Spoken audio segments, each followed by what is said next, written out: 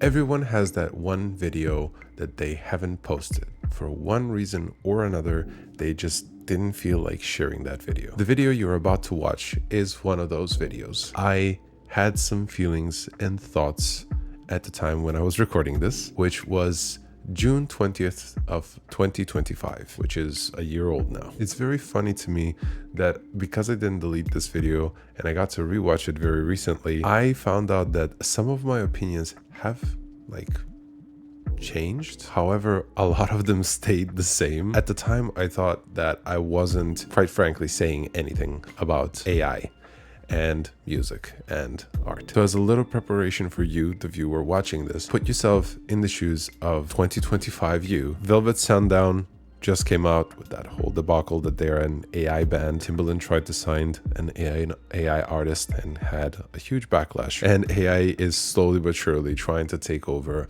every single artist's job and paycheck. So with that being said, okay. Hi, this is my copy of John Mayer's Heavier Things. I got this CD about 10 years ago. I've loved listening to this album ever since. I own this and I can listen to it whenever I please. For the past 5 years, I've been leaning a lot on subscription models, whether that's Spotify, Apple, Netflix, Hulu, you name it. It was just a subscription away and I can watch my favorite things. And I said to myself, the prices are low and they're never going to take this away from me. I can just watch it whenever I want. And I was really mistaken. Because of these subscription models, I was very blinded to the fact that, hey, I don't own any of this media. And the people who do own these companies, they can just take away this stuff whenever they want to. And because of that big scare, I said to myself that it is time for me to start back up and taking ownership of the things that I'm listening to or enjoying. So I've started to build up my CD, vinyl, and movie collection. I understand there are some environmental issues with that, but in my eyes, the positive side of this is if I own it, I can share it with the people I love. There isn't a need for there to be 5 different albums for 5 of my friends. I can just share it with you. But then another competitor came into the ring.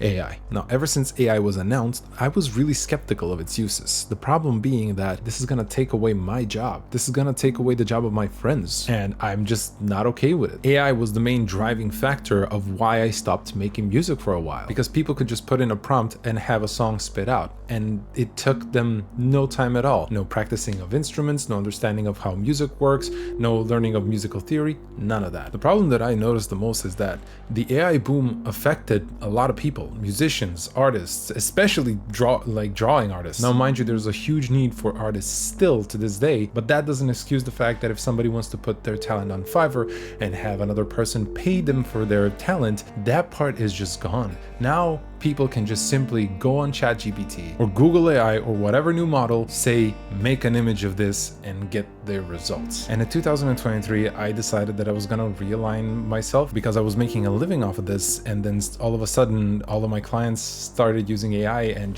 I was obsolete. Now, mind you, there's positives to AI as well. The way that it's affected me is that I've learned how to code. Finally, I've been wanting to learn how to code for the longest time, and I didn't manage to do that at all throughout my years, either because the courses were too expensive or I couldn't find the time. It was a nightmare. But now, I've used AI almost every single day to figure out some piece of code that I want to incorporate in whatever, my websites, my clients, my designs, whatever it is. Now, I'm not fully leaning on AI. I still lean more on my skills, but I still use some of the features to help me with tasks that would just take forever. Like taking a graph and that has a bunch of numbers and I need to put dates on all of them. Instead of me going into Excel or whatever other program that I need to use, I just go to AI, hey, give me all the dates for these. Done. And this is what I feel that AI should be doing. In my opinion, AI should be helping us with the tasks that prevent us from getting to the fun part. Labeling, formatting, doing my laundry. Like, make it do my laundry. Just don't make AI do the fun part for us. Now, there's this question that is being thrown around every time when AI comes up. Is AI going to replace us? No, but the owners of these AI companies will. Now, I recorded this video a couple of weeks back, and then I heard some major news. A band called The Velvet Sundown is apparently AI, which is kind of shocking to me and only speaks of how much these companies are willing to take away the power from talented individuals. What I feel is happening is a shift towards more AI-generated music by these companies. However, I also feel that there is a brand new field, a brand new opportunity for musicians here. This is similar to the time when the internet was becoming a new thing back in the 2000s. And at that time, I kind of recall that it was more of a free-for-all for everybody. And I genuinely was very, very excited to find new music because everybody wanted to share their music. But this does not make the problem go away.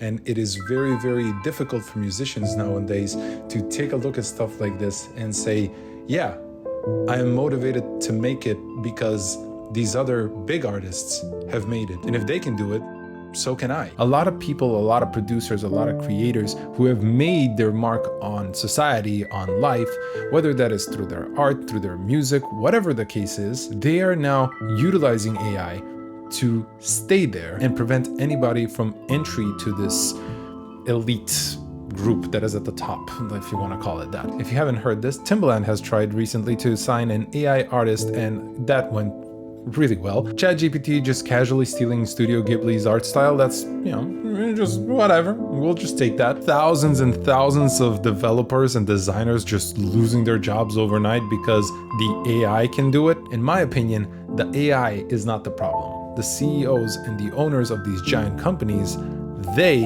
are the problem in this scenario, which you might say, fair game, they made more money, but also I don't like playing the game if I know from the start that it's rigged.